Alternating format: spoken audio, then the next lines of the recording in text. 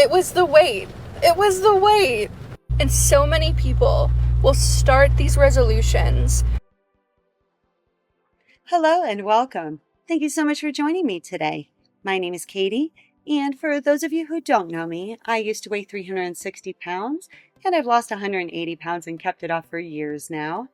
And on this channel, we will discuss weight loss, weight maintenance, nonsense I see online about body positivity and fat acceptance, my experiences with all of that, and, well, anything else I feel like talking about. So if that sounds like something you're interested in, please go ahead and hit that subscribe button down below, and let's get into today's video. So today I have something a little different for us.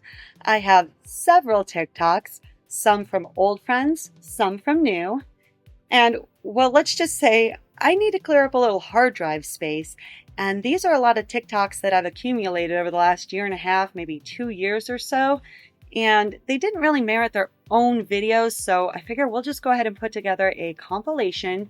Or who am I kidding? There'll likely be several compilations with all the clips on my hard drive. And that way I can go ahead and clear this off and we can just go ahead and rapid fire through all of these clips. So let's just go ahead and get right on into it, and I will give you my reactions along the way. You know, I get comments a lot on my boundary videos and on my videos about how before and after weight loss videos are fatphobic. Just the videos? Wow, okay, so I've heard a lot of discussion recently within body positivity and fat acceptance that before and after photos and pictures are fatphobic, but I guess we'll go ahead and throw videos in there too? I mean, let's just be realistic. Anytime we're talking about weight loss and specifically intentional weight loss, these communities tend to view that as fatphobic. Just that act alone. So if you try to document it and then do a side-by-side documentation, of course they're going to find that fatphobic. So I guess I'm not really surprised by that. That being said, I know this clip is probably several years old at this point. And it's been a minute since we've covered our friend Fat Sapphic Bro. But yeah, is it just the videos, or is it anytime we do a side-by-side comparison? If they happen to just come across you like in the wild and the last time they saw you, you were like maybe 50 pounds heavier and you've lost 50 pounds in the last like maybe year, would they call that fatphobic if you don't have a photo side-by-side? I kind of feel like they would, because it seems like anytime there's intentional weight loss, they think it's fatphobic. And almost every single troll comment is someone saying that I am insecure, jealous, and bitter that I can't lose weight or don't want to lose weight. That seems like it may be an accurate assessment. I mean, obviously, I am not in their mind, so I can't say for certain. That's the energy it's kind of given off. That you're bitter, insecure, and jealous to see somebody else succeed at the thing you can't do. That's kind of exactly what it feels like. I could lose weight if I wanted to. I just have no desire to. And I think it's interesting. Okay, so if they have no desire to, then why would they care whether or not before and after videos are fatphobic? If they don't want to do something, that's fine. But then why do they care what others do? If I'm secure in my own decision, then I could care less what others would do. So yeah, it really does seem like they're insecure. That fatphobic people want to project their own body insecurities on me and then claim that I'm the one projecting. I'm obviously fine with my size, or I wouldn't have the platform that I have and I wouldn't have the username that I have. It's not projecting like body size image issues or however they just worded it. No, it's the mental side of things. That's what's coming through. It's not that. If you make a decision and you're okay with it, then be okay with it. You don't need to justify it to anyone else. You don't need to explain it to anyone else. You don't need to come online and repeatedly explain your boundaries. You can just set them and then enforce them. And it's funny because I'm not the one desperately trying to lose weight like most of these people are. Wait. Desperately trying to lose weight? Trying, as in the present. But yet, if they're doing before and afters, doesn't that kind of indicate they've already at least lost some weight? Maybe not all the weight they wish to lose, but doesn't that indicate they've lost weight? I mean, if I'm going to put up a before and after, I'm going to grab one of my before pictures from like 2007, 2008, and then I'm going to grab a current picture. I'm not going to be still trying to lose weight. I mean, the way that was worded, if they've already done it, they're not desperately trying to lose weight. They've accomplished it. And I think that it comes down to the fact that they see someone who is as big as I am, and they cannot fathom being comfortable in a body that is the size of my body. Okay, but here's the thing. I don't need to put myself in our friend's shoes. I can remember what it was like to be 360 pounds in my own body. I couldn't tie my own shoes. I was having trouble just walking around to go get the mail. I was out of breath just walking to and from my car or just walking around the house. Trying to do simple tasks like getting dressed left me completely sweaty and winded, like I had done some sort of Olympic workout or something, right? I don't need to project that onto anyone else. I know exactly what that felt like for me. The one thing I will definitely admit, however, I kind of got used to it. It wasn't comfortable at all, but I did kind of get used to it. Because the reality is at no point did I wake up 100 or 180 pounds heavier than I had been the day before.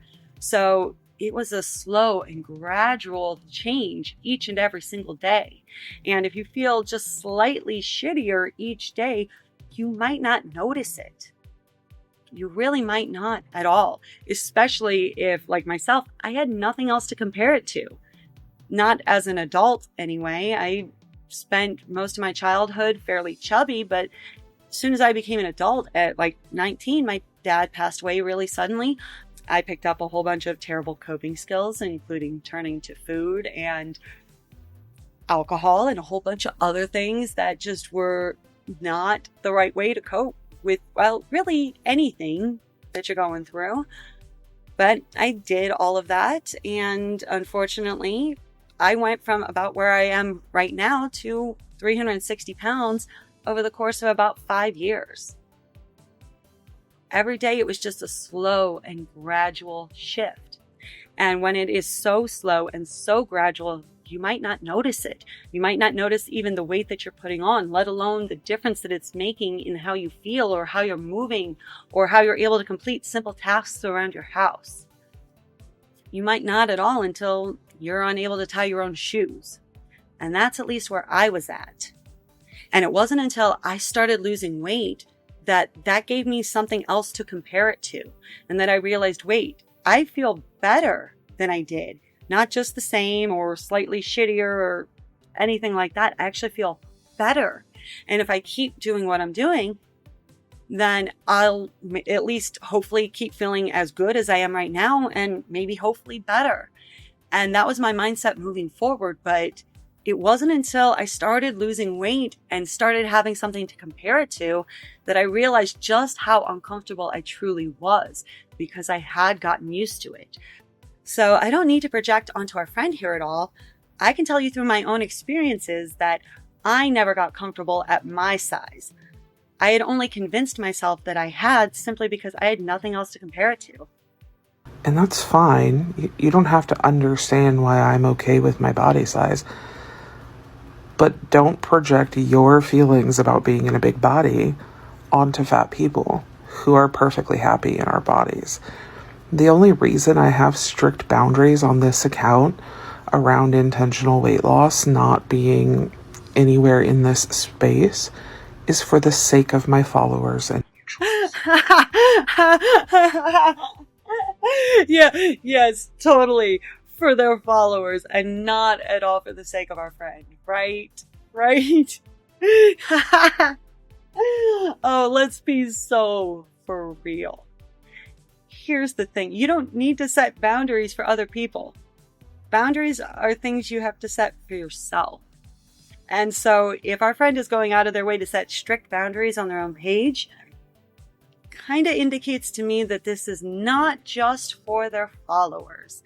And here's the other thing. If they're so confident and so happy and so secure with their body and who they are and their size and all of these things, then why do they care what other people are doing? Why do they care if anybody else puts up a before and after? They think that if I put up a before and after, somehow I'm projecting how I feel about my own body at 360 pounds onto them, because that just kind of indicates to me that they are insecure about their size. Because anytime I put up a before and after, it's always comparing myself to myself. It's not comparing myself to anyone else. So what difference does it make if I compare myself to myself? I've done that to compare different hairstyles, or to compare different outfits, or to compare so many other different things. Like, it doesn't just have to be about weight. I've done before and afters of, here's what I've done to the yard, or here's the gardens that I put in, or we just had our trees trimmed today, and I'll probably go outside at some point once the rain and the storms stop and get some pictures of what they look like now, because I've got some pictures from before, and I'll probably do an after comparison. Oh no. Am I being fat phobic to my trees? To be fair, they were getting a little thick. They were actually getting real thick. That's why they had to get trimmed back. And maybe I was being a bit fat phobic to my trees. Oh well, they look way better now, and we have way less risk of them falling on the house now during the next big storm. So I think it's a win-win, personally. But I think it's so incredibly ironic that they are so happy, so secure, so self-assured with who they are and their body size, but yet they have strict boundaries. I have a lot of followers who are dealing with severe complex trauma and PTSD from medical fat phobia and from diet culture and from always being around weight loss surgery and pro weight loss surgery and pro weight loss shit and pro dieting shit. Okay, and for those individuals who are so incredibly triggered, the internet might not be the place for them. They might want to go talk to a therapist about that, and that's totally okay, totally normal. Lots of us go talk to therapists about lots of different things, and it's perfectly fine. But what we can't do is project that onto everyone else and make that their responsibility. If you don't wish to partake in something, you don't have to partake in it. You don't get to tell everyone else not to partake in it. That's how you set the boundary. That's exactly how you set the boundary. You don't get to control everyone else around you and their thoughts and their actions and how they speak and everything else. If you want to set a boundary, it's just for you. So the fact that our friend is talking about setting boundaries because of other people, we're already so far off the rails. And it's really activating and triggering for a lot of the people that follow me to be around that garbage. So like, I don't actually get triggered by weight loss or weight loss surgery. I don't really give a shit. But I try to create a safer space for my followers. And that's why I have the boundaries that I have on this page. And I'm not buying it. I'm just not buying it. You could sit there and say all you want, well, it's for others. Then let them set their own boundaries. If you actually want to help somebody, let them help themselves. But again, I'm not buying it whatsoever. I'm not buying any of this. Just such a clear, obvious thing that's happening where people are uncomfortable if they were my size, and so they just assume that I have all these negative feelings about my body because they would have negative feelings about their body. And it's like, look in the fucking mirror and leave me the hell alone. I'm not insecure. I'm not bitter. I don't care. But everyone thinks there's no way you can be this fat and happy.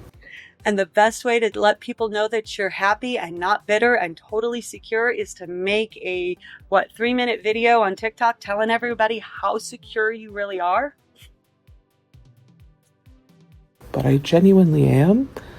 And it's so odd that people are so persistent about this.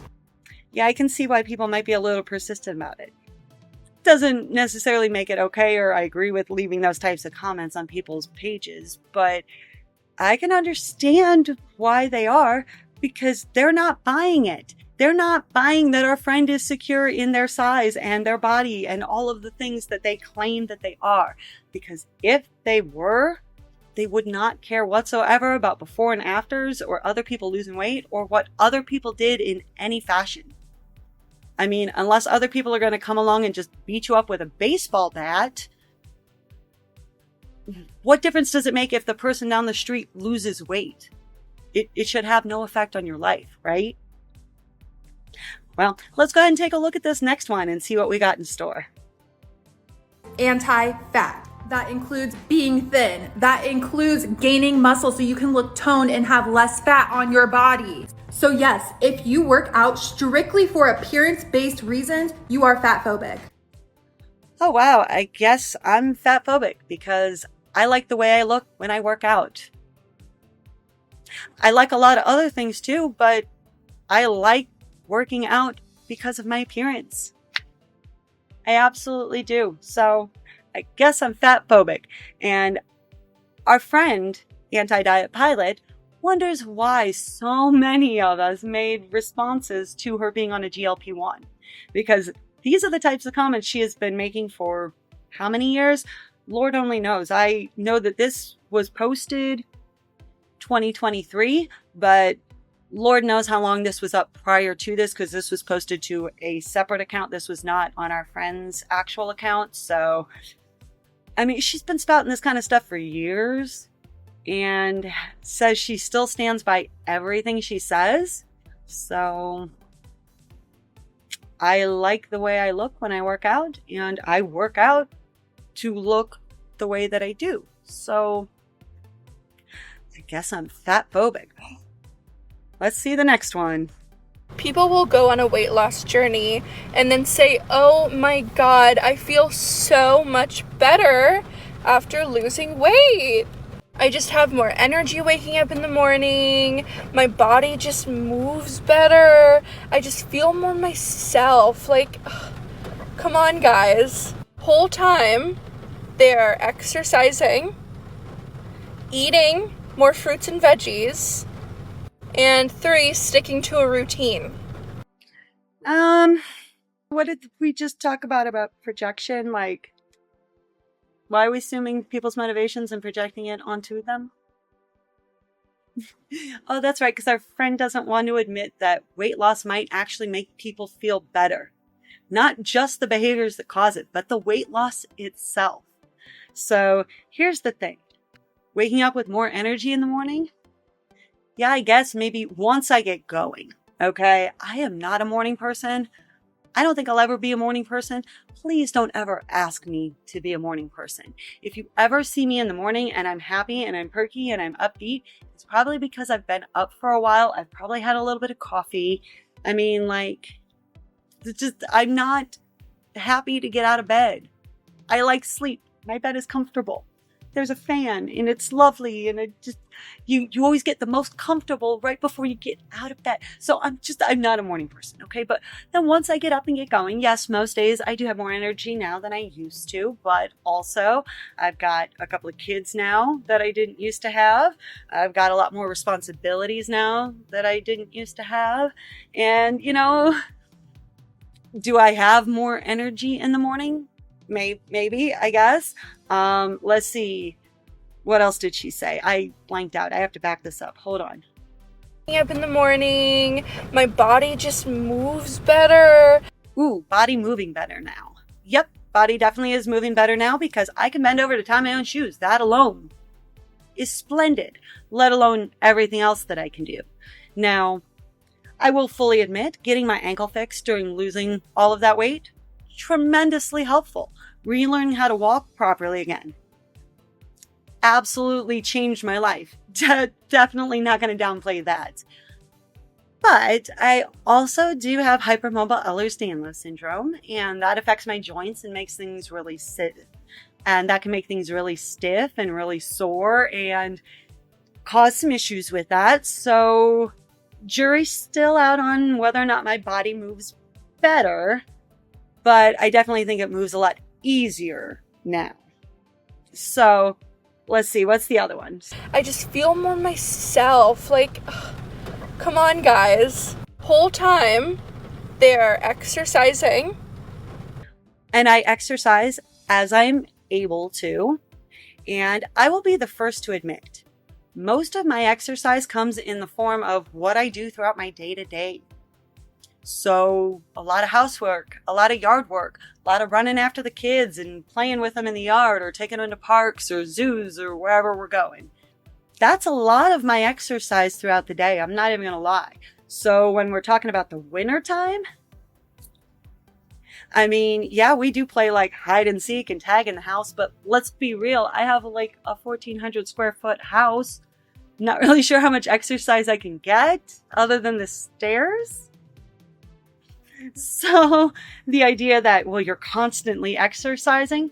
I mean, yes, I exercise way more than I ever used to. I love going for walks all the time.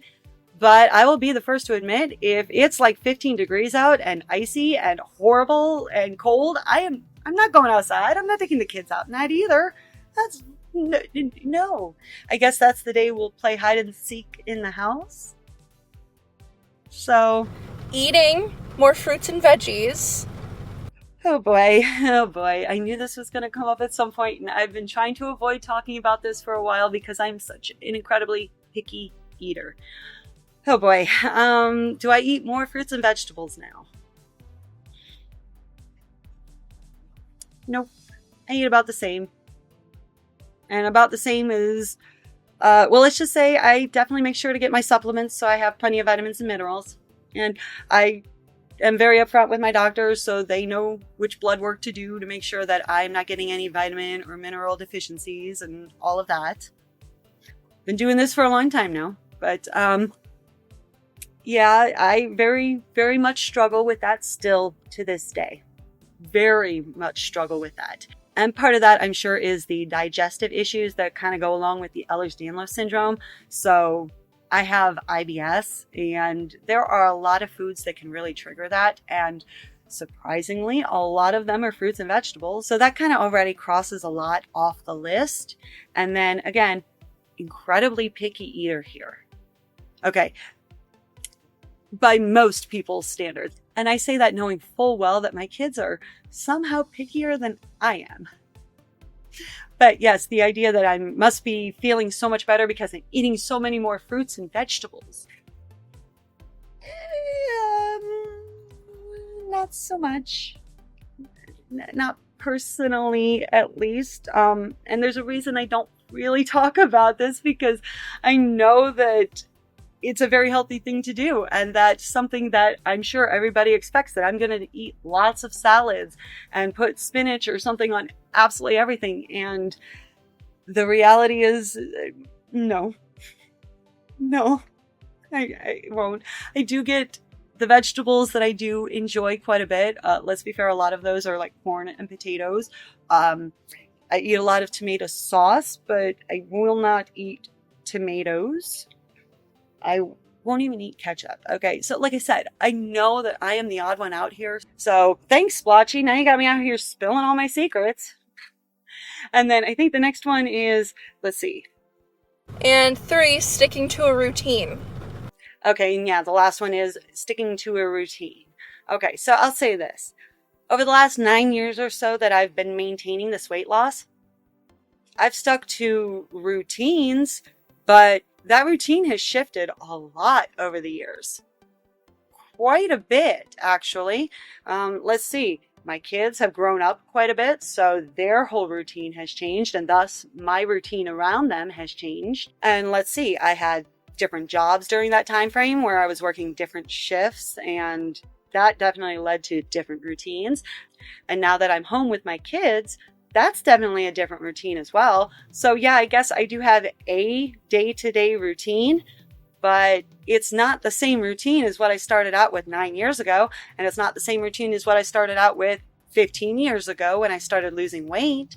So the idea that you're sticking to a routine, I mean, only if that routine is helpful, first and foremost, but also many of us are going to have to make a lot of adjustments to our routines. We just are. That's just part of life.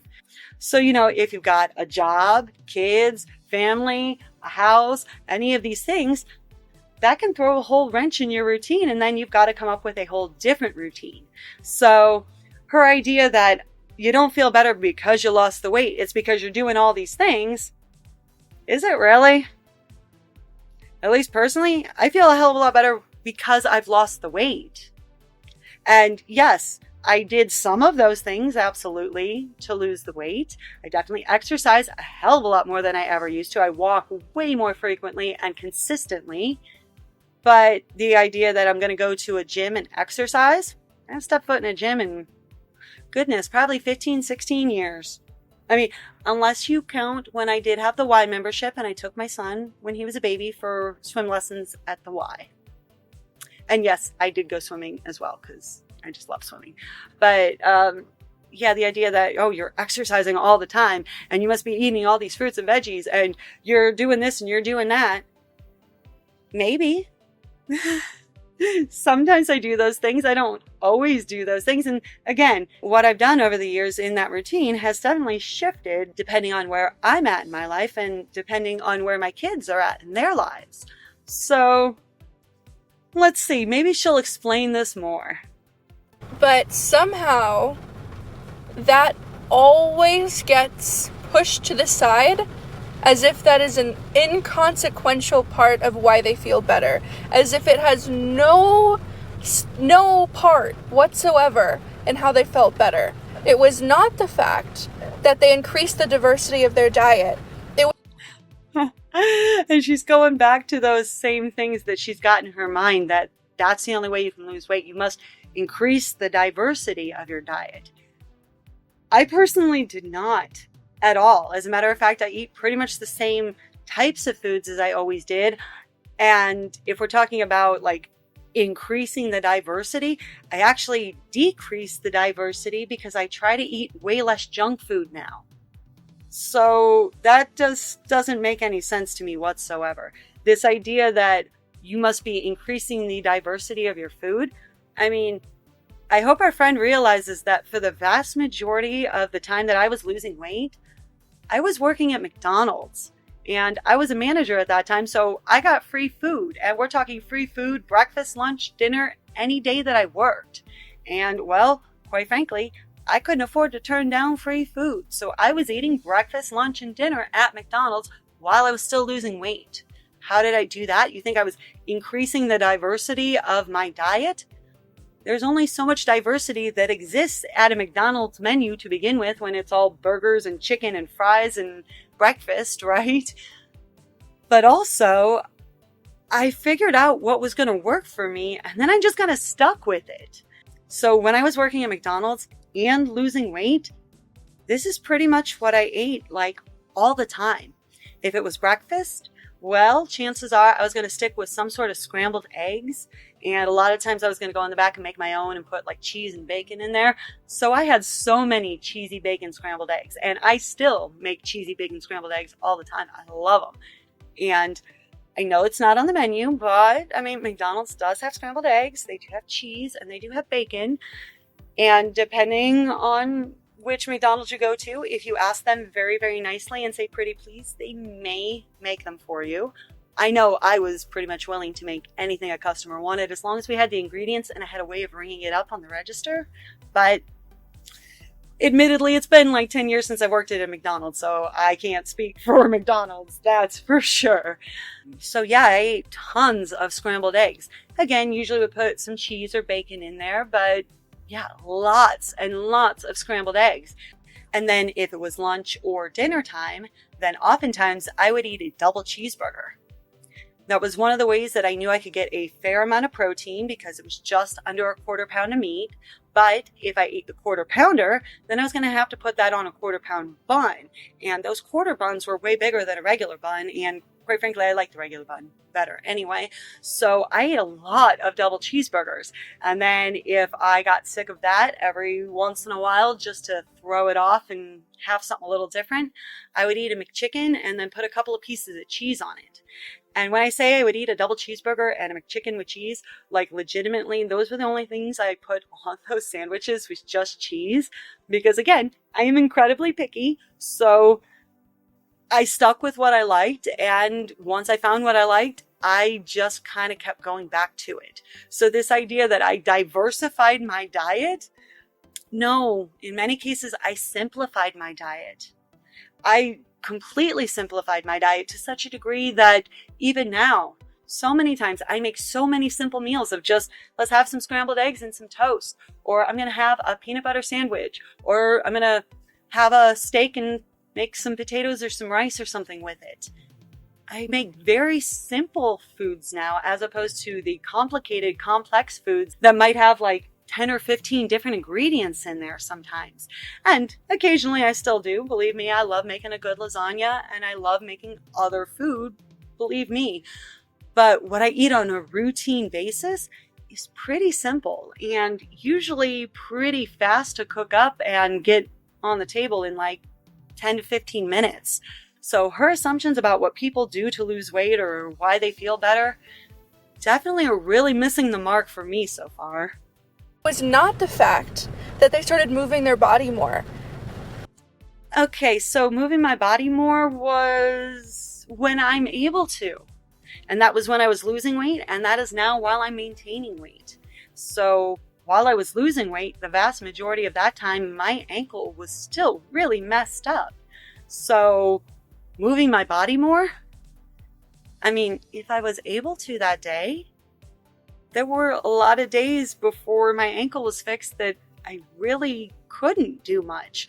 Or if I tried to do much of anything, I was going to pay for it the next day and the next day and the next day and the next day. So, you learn pretty quickly to do what your body allows you to do, right?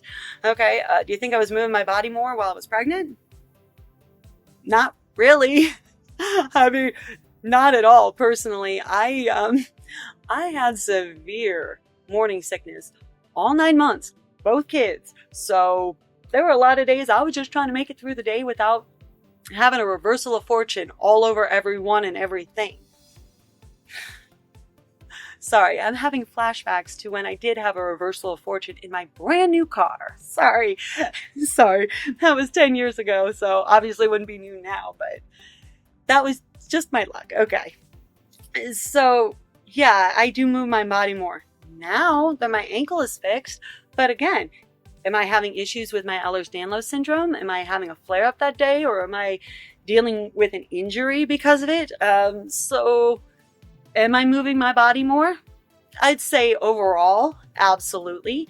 But this idea that I'm out there just constantly moving my body and never sitting down? Yeah, no, that's not accurate.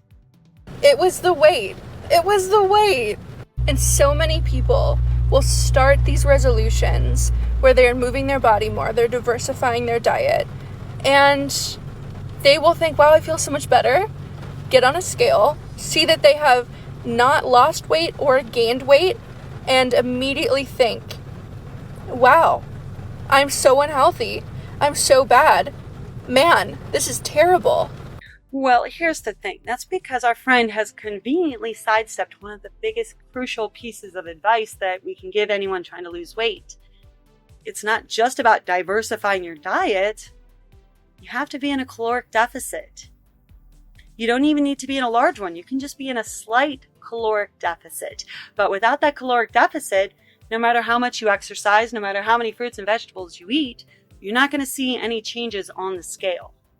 So if we're just going to follow our friend's advice, yeah, I would assume we're probably not going to see any changes, or we might even gain weight. If I'm going to diversify my diet and go ahead and add in all the junk food that I cut out again, I probably will put some weight back on. So she's really just kind of missing a key, crucial piece to this whole thing. Because it's not about health. If we really focused on just making our bodies feel better, there wouldn't be an emphasis on weight.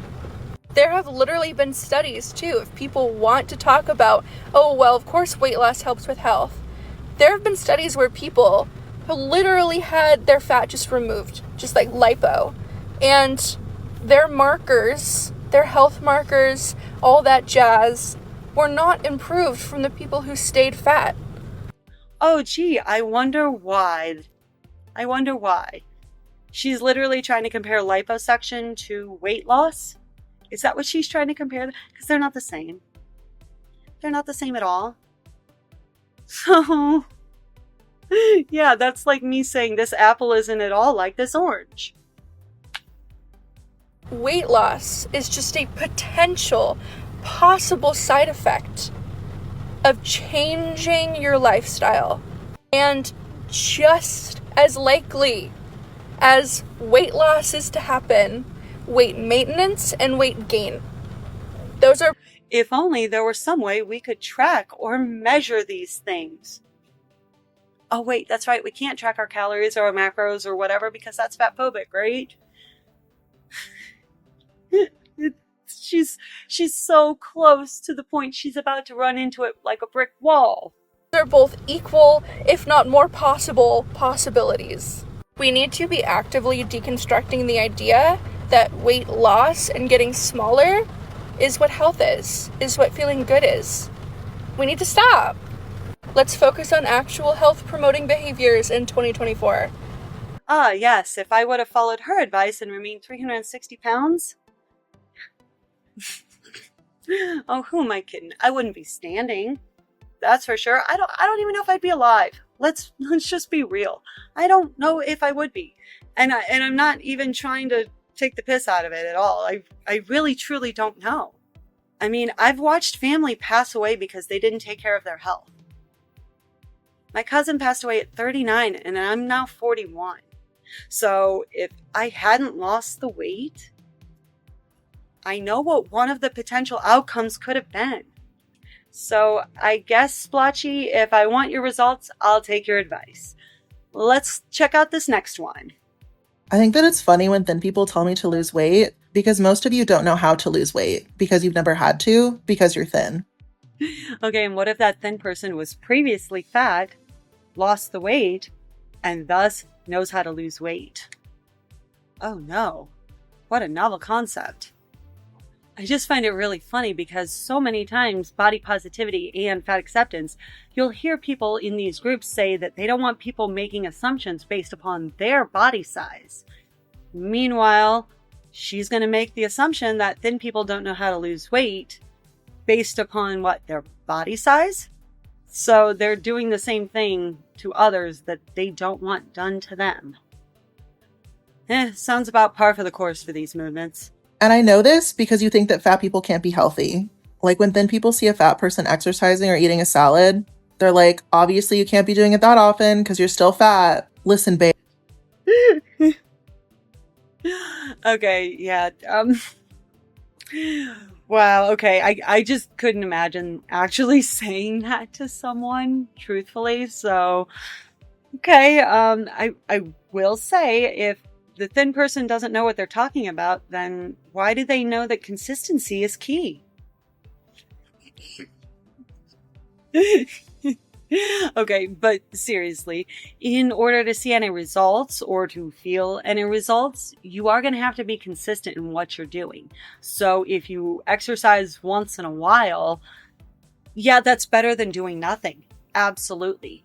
But what's even better is exercising a little bit every day. And it doesn't even have to be all that strenuous. Just a little bit every single day really does make a difference because the consistency really is that important. The same thing holds true for what you eat as well. If you have a treat once in a while, not a big deal. If you have a slice of cake on someone's birthday, not a big deal whatsoever.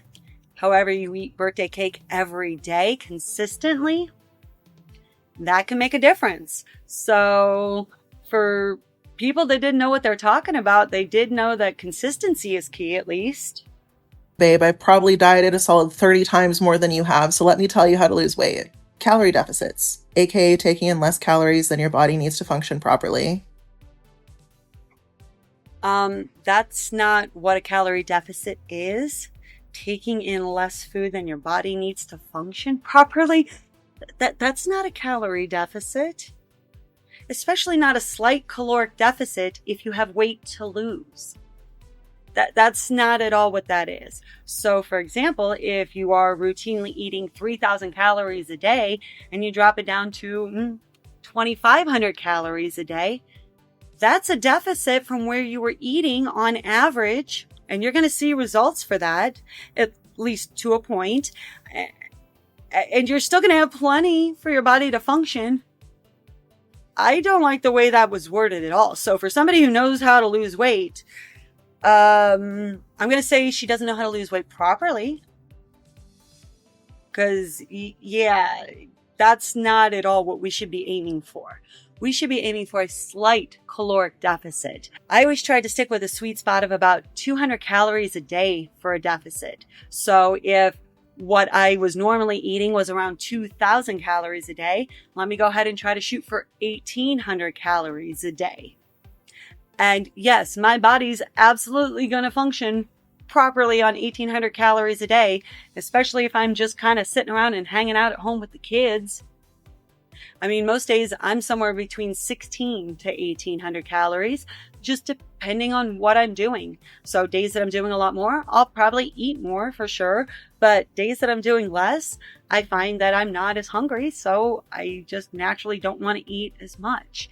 But a deficit is not always going to leave you unable to function properly. If you're getting to that point, you're obviously not doing something properly, because I never experienced that. And most people I've known who have successfully lost weight and been able to keep it off, they didn't go through any of that either. So why on earth would I listen to her? She said she's dieted 30 times, but why would she have to keep dieting if she was successful at any of it? I don't diet any longer. I haven't felt like I've dieted, quite frankly, this whole time. This is just my habits and my routines. This is what I've built into my life to maintain this weight. Oh no. Oh no. Oh no, I dropped a sticker. That's not a diet. That's just my day-to-day routine. So the way that our friend is talking about this, not giving me a whole lot of confidence that they actually know what they're talking about. You could be going to the gym 7 days a week for an hour and a half at a time, but if you're properly nourishing your body, you will not lose weight. Okay, and what is our friend doing when they're at the gym? If they're going for an hour and a half a day and doing that 7 days a week, what are they doing at the gym? Because eventually you are going to see results from that. Now, I understand that the individual workout itself is probably not going to burn a whole lot of calories, probably less than most of us realize, quite frankly. I mean, I know, for example, when I do a 5K, that's 3.1 miles. And the days that I do that, I'm burning an extra maybe 150 to potentially 200 calories if it's a slightly hillier course. In the grand scheme of things, not really that much of a difference. And a difference that could easily be made up if I drank a Gatorade or grabbed an extra snack or an extra meal somewhere throughout the day to kind of compensate for that race that I did. So I understand that the individual workout itself isn't going to necessarily make a difference on the calories. However, if you're building muscle, the more muscle you have, the more calories you're going to burn just at rest, not even working out. And eventually that can help raise your metabolism. So if you're going to the gym an hour and a half a day for 7 days a week, and you're doing this consistently for months on end, and nothing at all has changed, I really have to question, what are you doing with your time at the gym? Because I know personally, if I had an hour and a half every single day at a gym, I would definitely be doing as much strength training as I could. Just build as much muscle as you can, and your body's going to start burning more calories naturally. Same with eating habits. You could only eat fresh fruits, vegetables, whole grains. But if you're not intentionally yourself, you will stay the same weight. No mention of protein, no mention of healthy fats, because quite frankly, if you don't have protein and healthy fats in your diet, good luck feeling full. Good luck feeling satiated for any length of time from a meal. I mean, if I just eat carbs and fruits and vegetables, there's a real good shot within an hour I'm probably going to be hungry again. But if I throw in some protein with that and I throw in some healthy fats, I'm much more likely to be full for hours. So no mention of protein for someone who knows how to lose weight? I'm flabbergasted by that. And we haven't even gotten to the second half of the statement. The second half of the statement is the only way that you can lose weight is to, quote, unintentionally yourself. Which, like, I'm literally trying to rack my brain and think in any point in the last, my goodness, we're going on like 16 years now since I reached my heaviest. So actually almost 17 years now. So I'm like legitimately trying to rack my brain and think of any time when I just did the behavior that they described. Because I can't think of a single instance. Like, not in the least. Not only is that very dangerous misinformation, it's incredibly assumptive about those of us who have lost weight. I know I certainly didn't do that to myself. I never advocate for anyone to participate in any behavior like that. The big trick is figuring out foods that are going to keep you full for a long time. That was a big trick for me. And one of the big things that really helped me out with that is incorporating a lot more protein into my diet. Because for a long time, a lot of my diet was nothing but carbs. And specifically ultra high processed carbs and very low quality protein when I was getting it previously. So switching that out for higher quality protein sources like eggs and chicken and steak, way better in the long run for me, at least how I feel. And well, I'm not dieting for the 30th time. And that's why weight is not an indicator of health.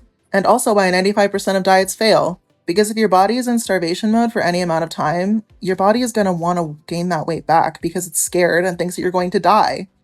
And if you just make up a whole bunch of stuff, you can ignore reality too. I could try to break all of that down individually, but I've already broken down all of that so many times on this channel. And, well, quite frankly, I'm starting to get very frustrated at past Katie, who thought this was going to be a great idea, because now I just feel like a glutton for punishment watching all of these TikToks back to back. And is also why when most people diet, they end up gaining everything back plus more. Your body's trying to overcorrect itself so that that doesn't happen again. No, that is a complete and total myth, and that is not even the least little bit accurate. What often happens is exactly what our friend described in the first place. People overcompensate far too much. They go into a calorie deficit, but they go into far too large of a calorie deficit. Or they cut out foods that they love and don't learn to moderate them, or just to have them as a treat once in a while. Or they cut out entire food groups and force themselves to eat nothing but cabbage soup. Yes, I haven't used that clip in a while, and I was looking for an excuse, and so was Abba. But they do crazy extreme measures that you can't keep up. They don't go about it in a healthy, sustainable manner. And so once they can't stick with it, they fall off the wagon and go completely off the deep end. I can't tell you how many times I have done that to myself, where I told myself, I'm never going to eat chocolate again. And then what happens? I might be good for a week, maybe 2. Maybe I'm good for a few months. Maybe I'm good for a little while. And then something happens, because now I've made that completely off limits. So now that's all I want, because it's the thing that I can't have. Because isn't that just a fun part of being human? We just always want the things we can't have, right? So now that's all I want more than anything. I'm going to go have some. And I can't just have some. I'm going to have it all. I have to make up for lost time. I have to make up for future time. I have to punish myself for ever thinking of cutting chocolate out in the first place. I mean, at least personally, that's That's what I know I experienced so many times. And that's where, yeah, I might have been able to lose weight for a little bit of time doing some sort of fad diet or trying some really harebrained idea that I was never going to be able to stick with long term. Got a little bit of results, thought I felt great, thought it was wonderful, until I wasn't able to keep it up. It wasn't the weight loss that was the problem. It wasn't my body going into starvation mode and trying to hold on to every calorie thinking I'm about to die or something. No, it's my own actions. It was me going out and buying not just one chocolate bar, but let's buy 5. And I ate all of those. Well, now I clearly need more because that seems like a great idea. And again, I haven't had it in however long it may have been, whether it was, an hour, 2 days, 2 years, none of that would have mattered. It was the idea that I told myself I couldn't have it. And then now it became a whole thing. It became this whole game in my head. And once I allowed myself to eat chocolate again, or once I was no longer to stick with that harebrained idea I had to lose weight, I went back to my old ways, and often, and then some. That's why I didn't just gain the weight back. That's why I would often gain the weight back and more, because, well, that was so terrible, eating nothing but grilled chicken and Diet Coke every single day when I don't even like Diet Coke. And when I was making that grilled chicken, 20 years ago, I apparently didn't know seasoning existed, okay? But once you fall off that wagon really hard, it's real easy to go the opposite and go, well, I haven't had pizza in a while. Well, I haven't had this in a while. I've been so good. I've been doing so great. Let me just go out to dinner and order an appetizer, dinner, dessert, drinks. Let's order it all. And then wonder why I gained all the weight back and then some. It wasn't until I realized I had to figure out a way to do this for life.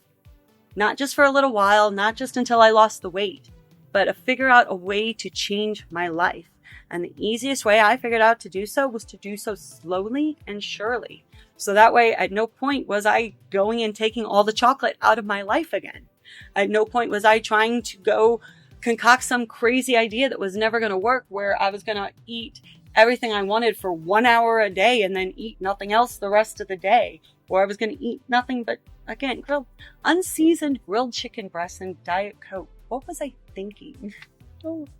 It's just watching so many of these back to back. I feel like my brain is melting.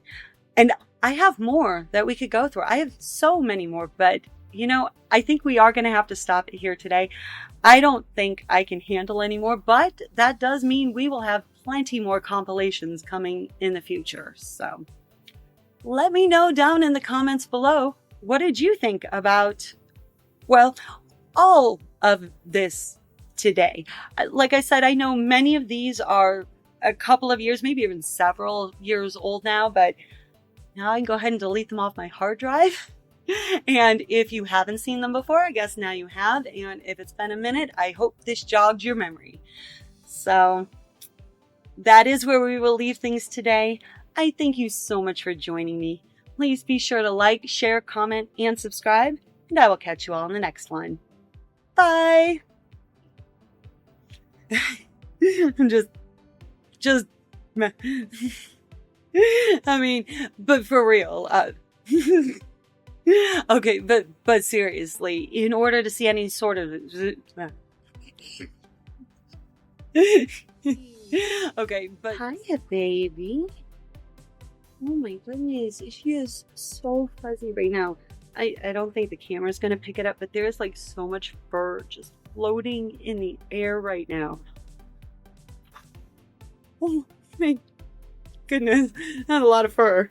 Oh baby, is it shedding season? Yes, oh poor thing. And this is with me brushing her all the time. There's just so much fur all over. She is the 1 out of 3 kitties that will let me actually brush her pretty routinely, so I can brush her like every other day or 3 to 4 times a week, right? And that's way more than the other 2. But I just don't understand how there's still any fur left to come out. Oh, yeah, baby. Bye.